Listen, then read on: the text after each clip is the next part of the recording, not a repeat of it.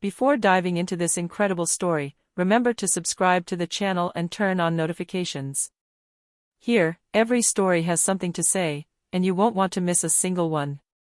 The clinking of dumbbells and the steady rhythm of treadmills filled the Midtown gym. Mirrors reflected bodies in motion, but today, a peculiar silence had settled around the free weights area.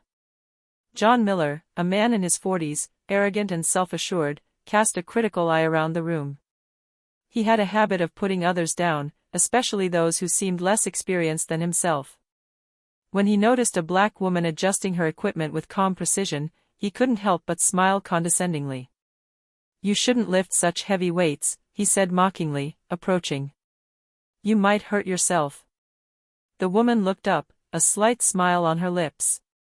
She replied calmly, "Thank you for the advice, but I know exactly what I'm doing." John burst into laughter, a mocking and cruel laugh, thinking he could correct her arrogance with a humiliating example. He stepped forward, interrupting his movement and shifting his weight slightly, hoping to distract her and provoke a scene. The others in the room cast worried glances. But John had absolutely no idea who she was. This woman wasn't just another member of the room. She was Captain Rachel Thompson, a veteran of the New York City Police Department, renowned for her composure and her ability to defuse even the most tense situations. Her calm yet penetrating gaze betrayed no fear, only a patience that would soon turn into a harsh lesson. In the shadows of the mirrors, the tension mounted. What was meant to be a humiliation for her would soon turn against him. The gym returned to its usual rhythm after the minor incident, but John Miller hadn't noticed that all eyes were still fixed on him. He thought he had asserted his dominance, but he didn't realize he had just triggered a game of patience and strategy in which he would be the unexpected loser. Rachel Thompson resumed her training as if nothing had happened, but her mind was calculating every move. She knew John's arrogance wasn't unusual and that he thought he was untouchable. She chose not to react in the moment. After all, humiliation through brute force wasn't his style.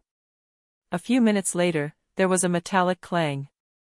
John had dropped a bar and tripped awkwardly. The other members of the audience burst out laughing. Rachel calmly approached, picked up the bar, and handed it to John, looking him straight in the eye. "You should be more careful," she said in a soft but firm voice. John burst out laughing, thinking it was another taunt. "Oh, you're the coach? You should learn to speak with a little more confidence." It was at that precise moment that she made the decision that would change the dynamics of the room.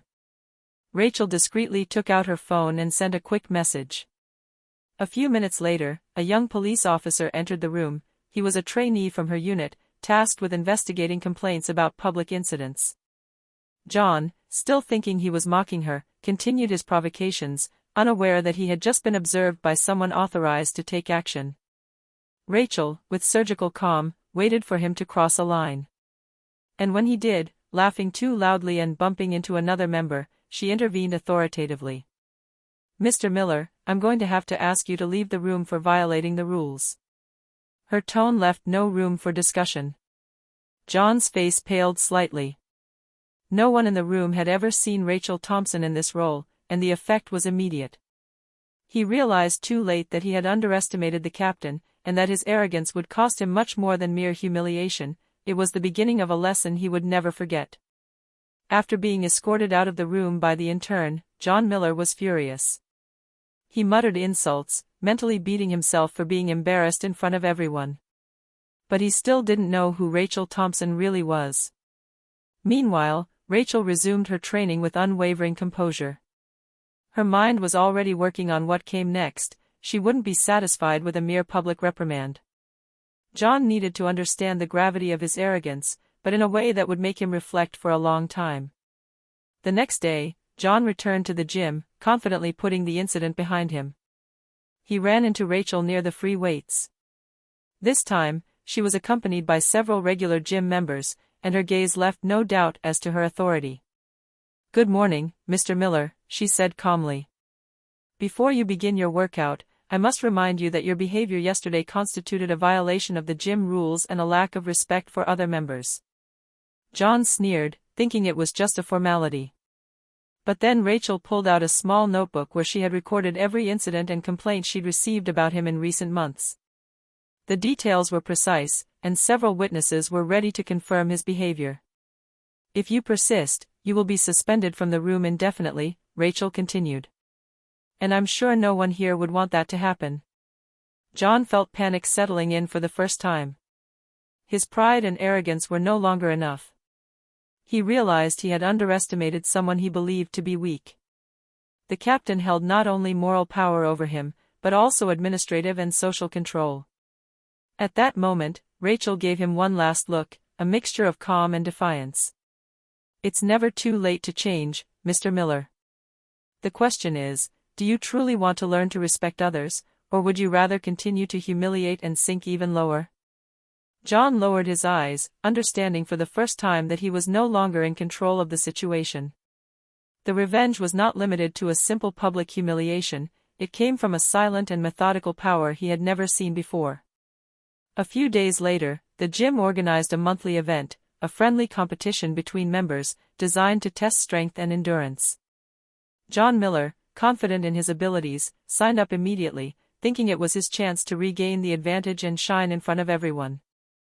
Rachel, well aware of his presence, had planned a subtle but decisive approach.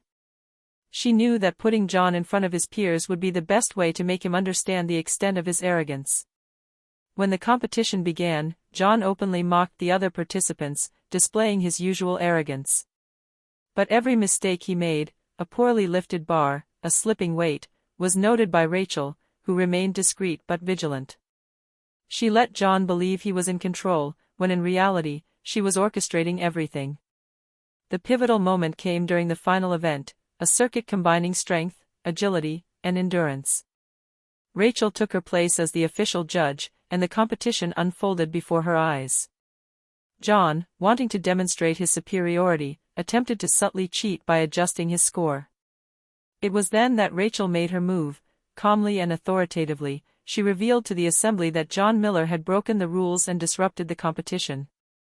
Witnesses who had seen his actions were invited to confirm the facts. Silence fell over the room. The regulars exchanged incredulous glances. John, red with shame, realized he couldn't get away with his arrogance any longer. With a simple gesture, Rachel imposed the sanction. John was disqualified and temporarily suspended from the room for breaking the rules and misconduct. For the first time, John felt the weight of humiliation. But what struck him most was Rachel's assured calm and unwavering gaze. She hadn't just punished his behavior, she had demonstrated, publicly, that authority and patience can overcome arrogance and verbal abuse. As John left the room, murmuring apologies in a low voice, Rachel resumed her training.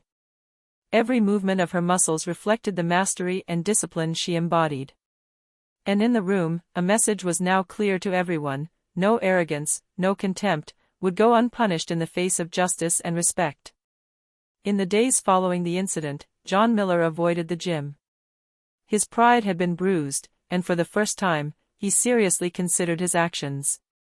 The taunts he had thought insignificant had finally caught up with him. But instead of brooding in anger, a part of him began to understand the power of discipline and respect that Rachel embodied. One morning, several weeks later, he decided to return. This time, his demeanor was different. The arrogant smile had vanished, replaced by an almost humble nervousness. Rachel, seeing him return, glanced at him but said nothing. She knew that the real lesson had to come from within himself. John stepped forward timidly. "Captain Thompson. I wanted to apologize for my behavior. I was disrespectful and arrogant.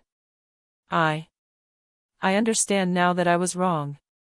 Rachel observed him for a moment, assessing the sincerity of his words. Then, calmly, she replied, "An apology is a good start, Mr. Miller. But respect is proven by actions, not just words. Show it, and you'll find your place here without conflict." John nodded, feeling for the first time the weight and value of humility.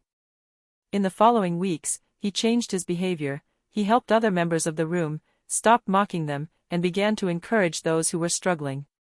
Gradually, his reputation transformed from that of an arrogant man to that of someone who had learned from his mistakes. As for Rachel Thompson, she resumed her daily training with the same rigor, knowing that her patience and authority had taught a lesson that would last far longer than the incident itself. She had proven that a true leader is not measured by physical strength, but by self-control, justice, and moral courage. And in the gym, every member now remembered that day when arrogance met true authority, engraving in everyone's minds the importance of respect and discipline.